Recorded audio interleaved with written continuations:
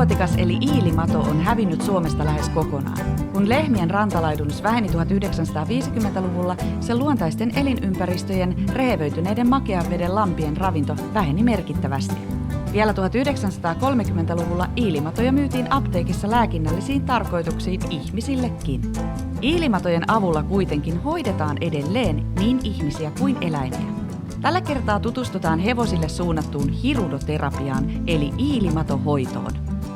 Millaisesta hoidosta on kyse, mistä näitä matoja oikein saa ja miten iilimatoja oikeasti sitten käytetään? Eli me ollaan tällä hetkellä täällä Jokelassa ja me ollaan tultu tutustumaan iilimatohoitoihin. Ja tällä kertaa niitä on tarkoitus tehdä hevoselle. Ja asiantuntijana meillä toimii täällä Satu Nissinen. Ja sä oot siis tehnyt näitä iilimatohoitoja. Teetkö näitä iilimatohoitoja nimenomaan hevosille vai? Teen iilimatohoitoja pelkästään hevosille, että ihmisten hoito-oikeus on sitten eri koulutuksen tai lisäkoulutuksen ansiota sitten vielä myöhemmässä vaiheessa. Iilimatohoitoja olen tehnyt useampia vuosia, käytännössä pääasiassa omille hevosille, joskus auttanut ystävien hevosien hoidoissa. Ja iilimatohoidot mä löysin oikeastaan jo pitkällisen pohdinnan jälkeen, kun olen hevosvalmentajana toiminut vuosia ja ensin kouluttauduin hevoshierojaksi ja sitä kautta miettinyt myöskin näitä muita kuin ihan länsimaisen lääketieteen vaihtoehtoja auttaa hevosten elimistöä, auttaa hevosten lihaksistoa, parantaa näitä muita mahdollisia valmennuksesta aiheutuvia, kilpailuttamisesta aiheutuvia ongelmia.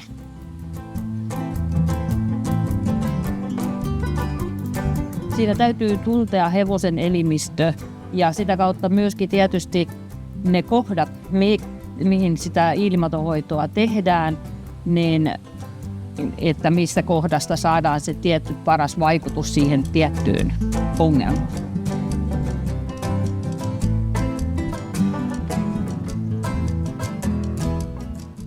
Iilimato toimii käytännössä näin. Todellakin se imee siitä hevosesta verta ja sen syljen mukana luovuttaa siihen hevoseen iridoidia, kondroitinsulfaattia, hyaluronihappoa, useampia satoja erinäisiä hyvää tekeviä ainesosia. Iilimadoilla voidaan hoitaa hengitystieongelmia, jännevammoja, lihasongelmia, mitkä saattaa johtua esimerkiksi verenkierrollisista ongelmista. Käytännössä se, että monella ravurilla, oreilla, ruunilla saattaa veri paksuuntua treenin myötä. Ja sillä saadaan, kun tässä iilimadoissa on hirudoidia, mikä on se verenohennuslääke tai lääke tai ainesosa, niin se saadaan sillä ohennettua sitä hevosen verta.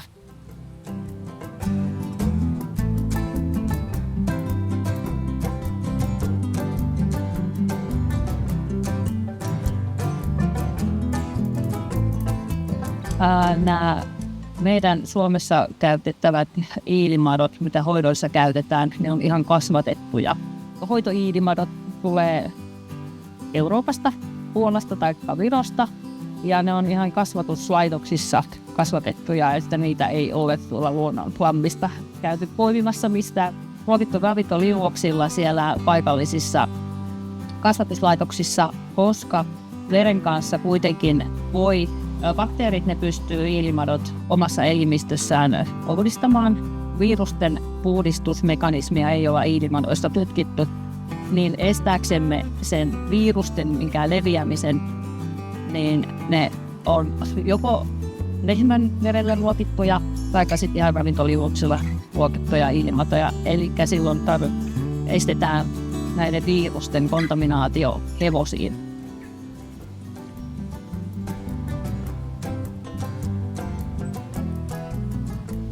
Iilimatojen käyttö on kertakäyttösuontoista, eli toisesta hevosesta toiseen niitä ei voi käyttää, mutta samalle hevoselle samaa matoa voidaan noin 3 kuukauden päästä käyttää uudestaan. Eli omille hevosille niin pystyy pitämään niitä sitten hengissä sillä, että ne elää sen 3 kuukautta nämä iilimadot sillä kertaruokinnalla ja sitten seuraavalla kerran se voi sinne samalle hevoselle, että ne on merkitty sitten omiin putkeihinsa.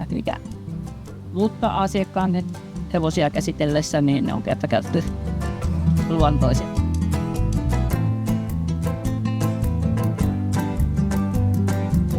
Ilmaton asetettaessa siihen hoitokohtaan, niin se on täytynyt karvat seivata siitä ihan ikolle ja sitten vaan toivota. Ainahan nämä ei välttämättä syö eikä tartu kiinni. Et jos niillä on vaikka justiin nahanluonti kesken, niin sitten se voi olla, että toivotaan, että se seuraava nato ottaa kiinni. Että nämä kun ei ole koneita, niin se täytyy vähän mennä sitten sen madon tahtotilan mukaan. Mä laitan niinku sellaisiin kohtiin, että niistä ei tule niinku tavallaan siloille sitten mitään arpia eikä painetta. Eli sä otat ensin tommosilla saksilla niinku sieltä niitä isompia karvoja pois. Joo. Mutta tää ei vielä niinku riitä. Eli otat sä sit niillä... Ja sitten mä jatkan ihan tällä höylällä. Okei. Sormilla sitten on niinku paras tunnisti siitä, että koska se on niinku ihan riittävän sileä. Aivan. Niin sanoisin, että toi on aika hyvä. Ja tommosen pienen läntin. Mahdollisimman pieni läntti, niin se on niinku helpoin. Mahdollisimman pieni läntti, niin se on helpoin se mato kohdistaa sitten kutakuinkin oikeaan osoitteeseen. Täällä on niinku lähinnä tällä alueella olevia saattaa auttaa allergisiin oireisiin, hengitystieasioihin. Jo tänne ristille mä laitan yhden semmoisen yleishoitopisteen, kun täältä ristiltä lähtee säteittäin monia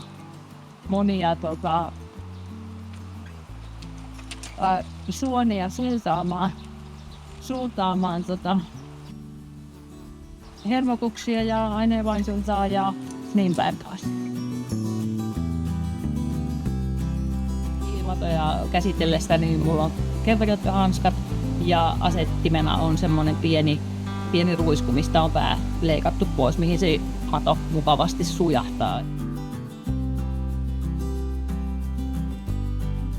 Sitten se käy välillä näinkin nopeasti ja hyvin. Mä näen nyt, että se on nyt se pori siitä läpi.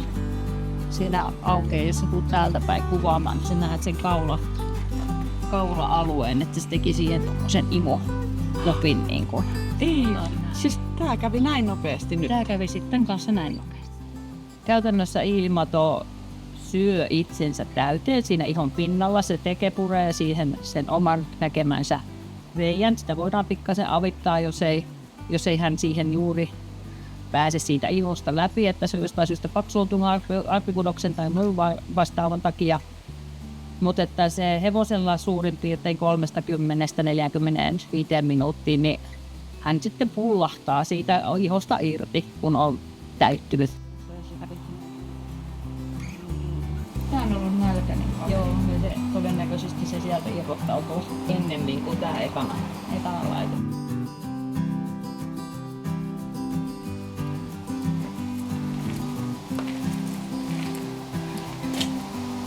Saattaa tästä ihan irrota kyllä ihan ehkä jo kohta puoliin tuolla. Näkee siitä, että se vähän kiertää, että se irrosi. Nyt se on irrosi. Mä otan sen pois. Nyt se lähti. Ei ole. Se lähti siitä menemään. Voi jäi vaan tuolla läntti. Siinä on sellainen läntti.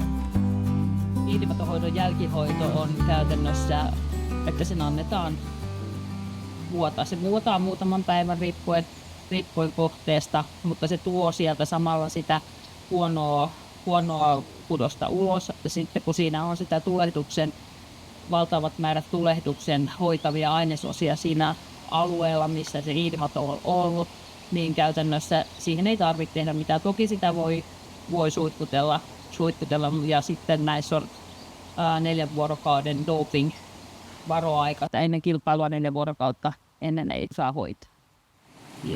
Se on nyt siellä, eiköhän siinä. Joo. Touhusi touhuamiseen sen.